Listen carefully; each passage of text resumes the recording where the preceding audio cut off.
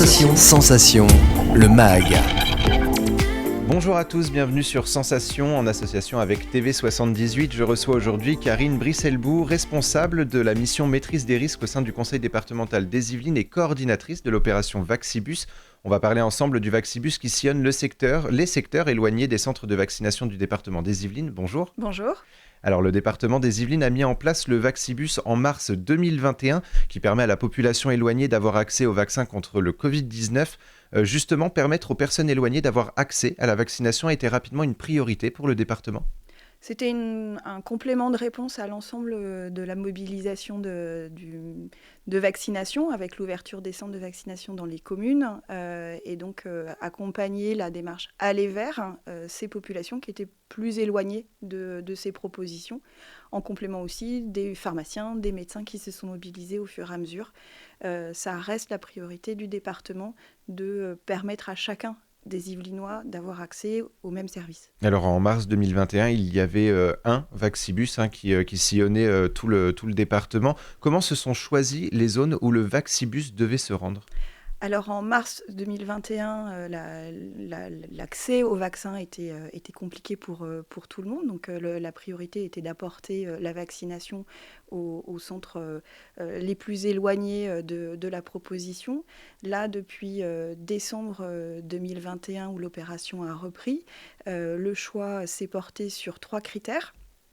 À la fois les communes rurales, les quartiers prioritaires de la ville, et puis les communes qui, même si elles ne remplissaient pas ces 2 premiers critères, étaient éloignées de centres de vaccination qui avaient repris du service au début décembre. Alors justement, vous l'avez évoqué, après 2 injections, le gouvernement et la Haute Autorité de Santé ont annoncé une 2e campagne de vaccination pour une 3e dose.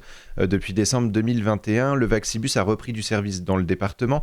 Avec une nouveauté, il y a désormais 3 Vaccibus. 3 Vaccibus qui sillonnent le département. Il faut donc en conclure que les besoins étaient plus importants.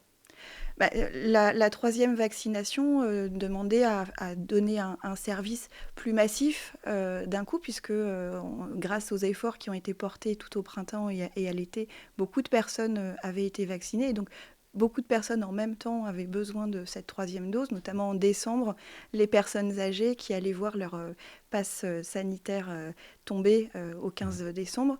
Donc il s'agissait de pouvoir répondre pour ces personnes qui étaient inquiètes de devoir abandonner leurs activités un peu bêtement, on va dire, faute d'accès à ces propositions de vaccins.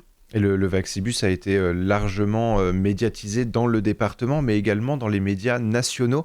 Est-ce qu'on peut considérer que le Vaccibus aujourd'hui est un exemple à suivre ? J'espère. C'est ce côté justement proximité qui fait que, en tout cas, les personnes du département ont été... on ne peut pas dire heureuses dans un contexte actuel, mais en tout cas ont bien pris le fait que le département faisait quelque chose pour eux et permettait la vaccination quand elles n'avaient pas de voiture, par exemple, ou quand elles étaient trop âgées pour se déplacer. Ça s'intègre dans la politique départementale d'aller vers et d'apporter tout le service à tous les citoyens du département, au même titre qu'on a des bus qui sillonnent pour la protection maternelle et infantile dans les zones rurales. On a un bus qui vient apporter des propositions d'insertion avec le bus Job Insertion. Donc dans le même esprit, on a apporté cette proposition de vaccination dans les communes qui n'avaient pas accès à ces services directement. Et certaines personnes peuvent ne pas connaître le Vaccibus ou en tout cas ne pas savoir comment se rendre au Vaccibus. Alors comment est-ce qu'on peut prendre connaissance des horaires et lieux où est le Vaccibus ? Alors effectivement, la difficulté d'un bus itinérant, c'est qu'il faut être au rendez-vous le bon jour et la bonne heure. Donc tous les créneaux de notre présence sur les Yvelines est indiqué sur yvelines-info.fr. On communique également via Twitter, l'ensemble des médias qui sont couverts par le département où on est présent. Et puis on a la chance d'être relayé par les médias comme vous, par exemple, ce matin. Et le Vaccibus donc sillonne le département jusqu'au 28 février. 70 communes sont concernées par le dispositif. Est-ce que si les besoins sont encore présents, d'autres dates seront définies ? Oui, alors au départ de cette 2e vague de Vaccibus, nous étions partis pour 15 jours au mois de décembre. Et puis petit à petit, face à la demande des différentes communes et puis de l'évolution de la situation sanitaire, on a élargi le planning. Et donc Donc pour l'instant, on est rendu au 28 février. S'il y a besoin de poursuivre ou même de reprendre plus tard, évidemment que les équipes se remobiliseront pour répondre présent.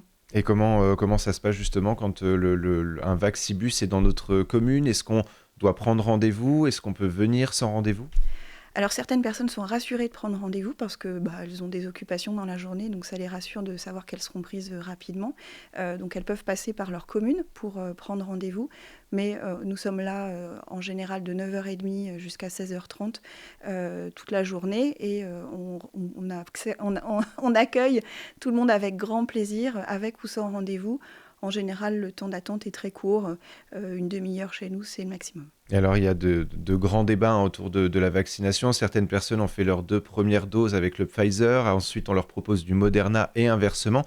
Quelles sont les injections qui sont proposées? Et est-ce que si une personne vous demande justement un vaccin spécifique comme le Pfizer, vous êtes en capacité justement de lui injecter ce vaccin?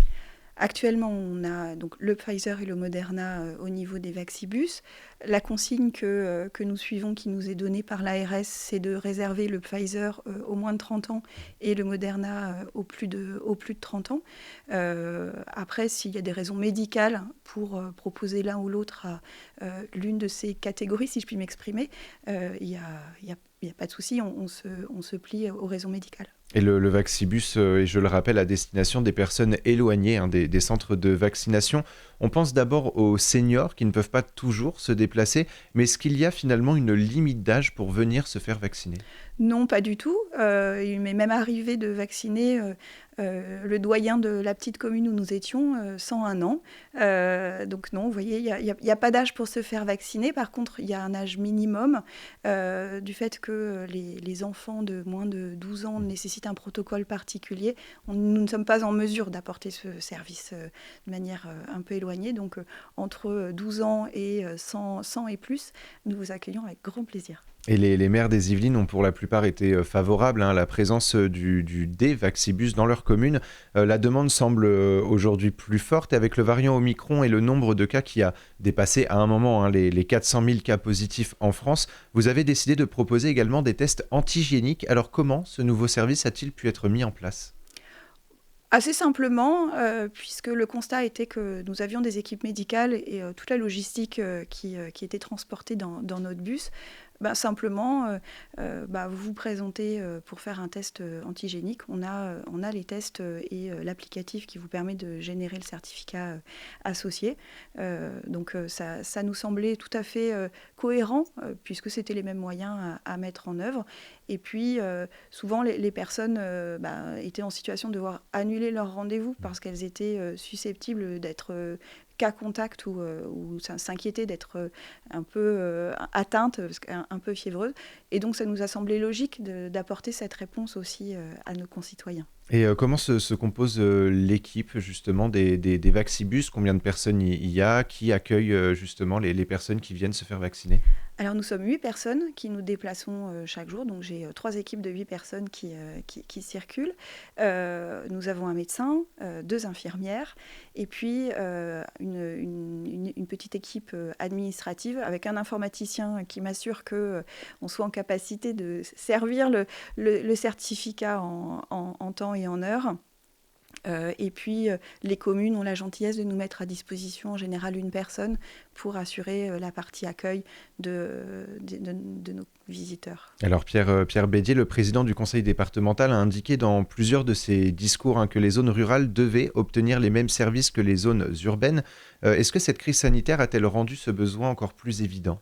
Bien sûr, et puis notre cible était en priorité les personnes âgées, on va dire les plus en difficulté pour se déplacer ou même prendre un rendez-vous sur Doctolib.